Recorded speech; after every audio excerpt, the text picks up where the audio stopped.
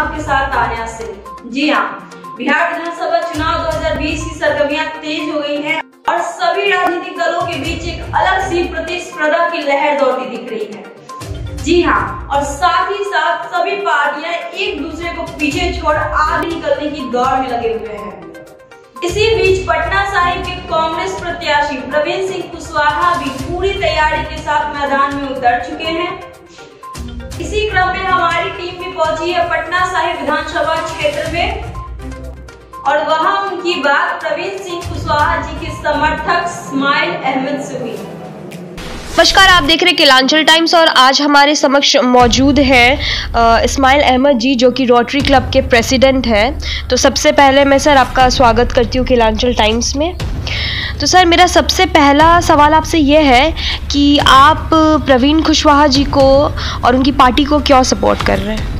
देखिए, प्रवीण कुशवाहा जी जो कि रोटरी क्लब के प्रेसिडेंट रहे हुए हैं और रोटरी क्लब के असिस्टेंट गवर्नर भी रहे हुए हैं, तो जो व्यक्ति एक बार रोटरी क्लब में काम कर लेता है तो उसको ये पता होता है कि गरीब और अमीर का क्या फ़र्क होता है, ज़रूरतमंद और लोगों को क्या फ़र्क होता है। और जिस तरह से, क्योंकि मैं भी रोटरी क्लब का प्रेसिडेंट रहा हुआ हूँ, कई वर्षों तक प्रेसिडेंट रहा हूँ और अभी भी मैं प्रेसिडेंट हूँ प्रेजेंट में, तो हम लोगों का जो काम करने का तरीका ये है कि डाउन ट्रोडन एरिया में गरीब बच्चों के बीच में जाके करना काम, गरीब महिलाओं के बीच में जाके काम करना, ज़रूरतमंद लोगों के बीच में जाके काम करना। तो वो चीज़ जो भी रोटेरियन है वो ये काम करते हैं। ख़ास करके प्रवीण सिंह जी अपने क्षेत्र में काफ़ी पॉपुलर इसलिए रहे क्योंकि महिलाओं का जो बहुत सारा प्रॉब्लम्स है, जो वाइंडिंग मशीन, सैनिटरी वगैरह, इन सबों का उन्होंने फैक्ट्री लगवाया ख़ास करके, और उन गरीब महिलाओं को और उन लड़कियों को वो चीज़ उपलब्ध कराई जो वो कभी सोच भी नहीं सकते थे। ख़ास करके जो हमारा एक रोटरी का एक लिटरेसी प्रोग्राम है, उस लिटरेसी प्रोग्राम में गरीब बच्चों को हम लोग पढ़ाते हैं, किताब देते हैं, कॉपी देते हैं, टीचर्स प्रोवाइड करते हैं। और प्रवीण सिंह जी ने इसमें बढ़ चढ़ के हिस्सा लिया और मुझे लगता है कि बिहार ही नहीं बल्कि हिंदुस्तान में 2, 4, 5 अच्छे रोटेरियंस को अवार्ड देने की बात आए अच्छे काम के लिए, तो उसमें प्रवीण सिंह जी का नाम आता है। और इनको अवार्ड देने के लिए कई संस्थाएं इनका मांगती हैं कि आपने काम किया है। और मुझे लगता है कि आज के परिवेश में अगर इनके जैसे 2, 4, 5 अच्छे समाजसेवी लोग हो जाएं तो जो गरीब गुरबा हैं, जिनको पढ़ाई लिखाई नहीं कर पाते हैं गरीबी की वजह से, इन सब लोग पढ़ लेंगे। तो सर, आपने बहुत बारी महिला के सेफ्टी के लिए अभी आपने बात करी है।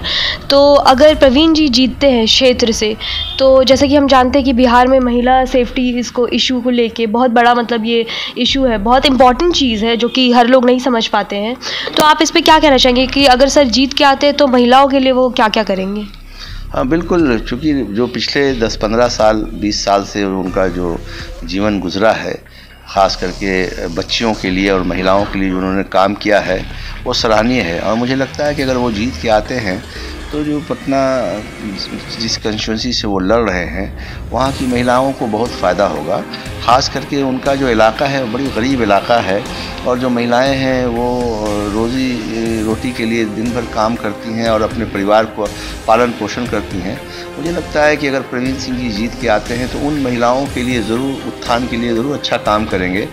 और मुझे लगता है कि उस इलाके में जो छोटी छोटी लड़कियां हैं वो काम करने जाती हैं और काम कर के अपने घर का परिवार चलाती हैं, तो उनके जीतने के बाद उन लड़कियों को ज़रूर वो आगे लाने के लिए काम करेंगे, क्योंकि उनका पुराना रिकॉर्ड रहा है।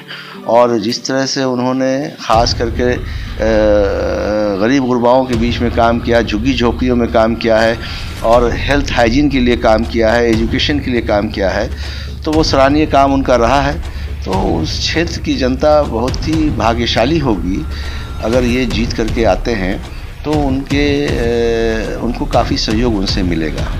सर, एक और बहुत बड़ी समस्या है इस क्षेत्र में, रोज़गार की बहुत बड़ी समस्या है, जिसमें अभी ऑपोजिशन पार्टी ने कहा है कि अगर वो जीत के आती है तो वो 19 लाख रोज़गार देगी। तो फिर आप इस पे क्या कहना चाहेंगे? देखिए, बिहार ही नहीं पूरे हिंदुस्तान में अभी रोज़गार एक बड़ा मुद्दा बन चुका है, चूँकि लगातार कई वर्षों से अपॉइंटमेंट नहीं हो रहा है, चाहे वो नेशनल लेवल पे हो या स्टेट लेवल पे हो। और हमारे ख़ास करके चूँकि हम लोग बिहार से हैं, मैं जानता हूं कि हमारे परिवार के, हमारे दोस्तों के बाल बच्चे सबका एज ख़त्म होता चला जा रहा है, लेकिन नौकरियां नहीं मिल पा रही हैं। लेकिन जिस तरह से पक्ष और विपक्ष दोनों ने घोषणाएं की हैं कि नौकरियां हम देंगे, तो अच्छी बात है। अगर उनके घोषणाओं से अगर ये काम होता है तो अच्छी बात है, लेकिन कई वर्षों से कई तरह की घोषणाएं नेता लोग करते हैं, तो अब लोगों का विश्वास जो है लगातार उठता चला जा रहा है। लेकिन अब नौजवान लोगों ने वादा किया है, तो नौजवान लोगों ने वादा किया तो मुझे लगता है कि ज़रूर पूरा करेंगे। और ख़ास करके प्रवीण सिंह जी जिस तरह से कई वर्षों से रोज़गार लोगों को दे रहे हैं, रोज़गार मुहैया करा रहे हैं, माइक्रो लेवल पे बिज़नेस जो कर रहे हैं, जो लोग गरीब गुरबा उनको फाइनेंस करते हैं, उनको मदद करते हैं, और उनकी कई संस्थाएं हैं, कई NGO से वो जुड़े हुए हैं। और मुझे लगता है कि अगर वो सचमुच दिल से अगर वो मेहनत कर देंगे तो उनकी कंस्टिट्यूंसी में नहीं लगता है कि कोई भी एक बेरोज़गार लोग बचेगा। सबको रोज़गार मिल जाएगा, सब लोग हंसी खुशी से रहेंगे, सब लोग कमाने खाने लग जाएंगे, और सब घर में जो बच्चे नहीं स्कूल जा पा रहे हैं, ज़रूर प्रवीण सिंह जी उन बच्चों को स्कूल भेजने का ज़रूर व्यवस्था करेंगे। क्योंकि मैं 15-20 सालों से उनका मैं ट्रैक रिकॉर्ड देख रहा हूँ, बहुत अच्छा काम कर रहे हैं। और मैं बधाई देना चाहता हूँ उनके पार्टी को, उन्होंने एक अच्छे निष्ठावान और सुशील, पढ़े लिखे और एक अच्छे व्यक्ति को टिकट दिया है। और मेरी शुभकामनाएं होंगी। As a Rotary club president मैं जानता हूं कि जहां भी रोटेरियंस होते हैं, किसी भी अच्छे काम के लिए निकलते हैं, तो हम सभी रोटरी के मेंबर लोग उनके सहयोग में खड़े होते हैं। आज अगर मैं भी उनको सहयोग कर रहा हूं इसलिए कि वो रोटरी क्लब के प्रेसिडेंट थे, असिस्टेंट गवर्नर थे, और एज ए रोटेरियन हम लोगों का कर्तव्य बनता है कि हम उनको सहयोग करें।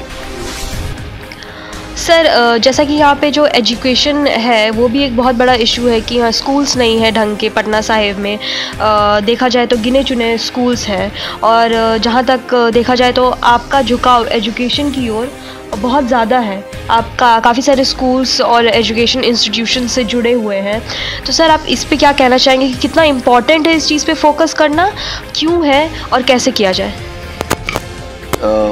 अभी जो मुख्य रूप से बिहार को दो चीज़ों की सख्त ज़रूरत है, एक एजुकेशन और हेल्थ। और मुझे लगता है कि उनका जो कंस्टिट्यूंसी है उस कंस्टिट्यूंसी में अच्छे स्कूलों की कमियां हैं और एजुकेशन सिस्टम बहुत डेवलप नहीं है। पटना की कंस्टिट्यूंसी होते हुए भी उस तरह का एजुकेशन वहाँ पे प्रोवाइड नहीं किया गया है ताकि बच्चे पढ़ सकें। उनको काफ़ी दूर जाना पड़ता है स्कूलों में पढ़ने के लिए। मुझे लगता है कि जिस तरह से इनका 15-20 साल से मैं देख रहा हूँ बैकग्राउंड, काफ़ी एजुकेशन के ऊपर इन्होंने काम किया है, तो पटना साहिब से जब ये जीत के आएंगे तो निश्चित तौर पे वहाँ के एजुकेशन सिस्टम को ज़रूर सुधारेंगे।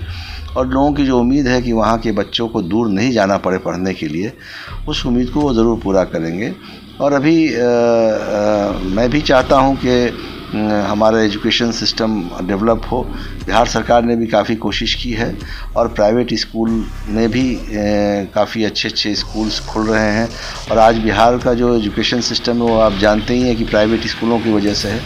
तो मैं ज़रूर चाहूँगा कि प्रवीण सिंह जी की पहली प्राथमिकता हो कि अपने कंस्टिट्यूंसी में जीतने के बाद वहाँ के एजुकेशन सिस्टम को सुधारें, क्योंकि एजुकेशन सिस्टम जब सुधरेगा तो ऑटोमेटिक लोग पढ़ लिख करके आगे बढ़ेंगे और गरीबी हटेगी और लोग शिष्टाचार होंगे, एक दूसरे को लोग सहयोग करेंगे, एक दूसरे को लोग प्यार मोहब्बत करेंगे और इसी तरह प्रदेश और देश बढ़ेगा। एक और बहुत अहम मुद्दा है कोविड-19। तो सर इस कोविड-19 में, इस पैंडेमिक में बहुत सारे लोगों को बहुत सारी दिक्कतें आई। तो जो अपोजिशन पार्टी ऐसा कह रही हैं कि अगर आप हमें जिताए तो हम 10 लाख वैक्सीन या पूरे लोगों को वैक्सीनेशन प्रोवाइड करेंगे। तो सर मेरा सवाल यह है कि मतलब जो अपोजिशन पार्टी दावे के साथ कह रही है कि अगर आप जिताए तो हम वैक्सीनेशन प्रोवाइड करेंगे, तो क्या ये आपका क्या कहना है कि ये इलेक्शन के बाद ही क्यों, इलेक्शन से पहले क्यों नहीं, जिताने के बाद ही क्यों? हर पार्टियों का अपना अपना मैनिफेस्टो होता है। इसमें अगर उन्होंने कहा है कि आप मुझे वोट देंगे तो मैं आपको वैक्सीनेशन दूंगा, तो वो उनका ये मैनिफेस्टो एजेंडा है। लेकिन इससे अगर सच पूछिए एक भारत के नागरिक होने के नाते, तो इस तरह की बातें चुनाव से संबंधित नहीं होना चाहिए, क्योंकि कोरोना की वजह से पूरे देश की अर्थव्यवस्था ख़राब हो गई, पूरे देश के लोग बेरोज़गार हो गए, पूरे देश के जो नौजवान हैं, जो छात्र हैं, वो पढ़ाई लिखाई से दूर हो गए। और इस परिस्थिति में अगर उनके साथ कोई आप कंडीशन लगाते हैं तो अच्छी बात नहीं है। ये तो भारत सरकार का काम है कि अगर वैक्सीनेशन आता है और वैक्सीन आती है तो सारे देश के नागरिकों को, चाहे वो मुफ्त में दें, चाहे वो एक नॉमिनल फीस लगा के दें, लेकिन होना तो सभी देशवासियों को होना चाहिए। किसी पर्टिकुलर स्टेट के लिए इस तरह की घोषणा नहीं, मुझे लगता है कि अच्छी बात है। अगर जाने अनजाने में अगर इस तरह की घोषणा की गई है तो अभी भी सुधार करने का उनको मौका है। कोविड-19 में रोटेरियंस ने काफ़ी मेहनत किया और सारे जगह हम लोगों ने मास्क, सैनिटाइजेशन और जो गरीब गुरबा थे उनके खाने का मुहैया कराया, शेल्टर्स रहने का इंतज़ाम कराया, गाड़ी का इंतज़ाम कराया हम लोगों ने। लेकिन इसमें प्रवीण सिंह जी थोड़ा ज़्यादा बढ़ चढ़ करके हिस्सा लिया, क्योंकि वो आर्थिक रूप से काफ़ी मजबूत हैं और पारिवारिक से उनको काफ़ी सहयोग मिलता है।